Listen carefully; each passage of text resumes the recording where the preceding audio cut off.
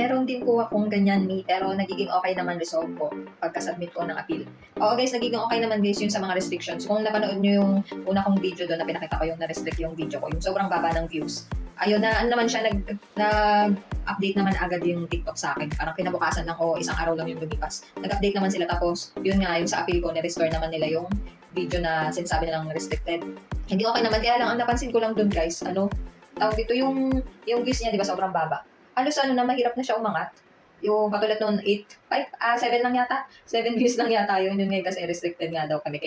Tapos nung na-restore na siya, parang hanggang ngayon, parang ilang araw na lumipas, parang 10 na. Hindi na talaga siya umangat. Kaya di ba, ang hirap pa rin, hanggat maaari, syempre mas okay na hindi na lang nila i-restrict na Kasi nga, kapag namali sila, oo nga, nare-restore. Pero yung views, ang hirap na paano kung nagkataon na may yellow basket ka doon, o kaya maganda talaga yung video na nagawa mo na yun. Tapos, ganun lang, nagkamali lang sila ng pagkaka-restrict dun sa video mo, naapektuhan na. Sayang, di ba?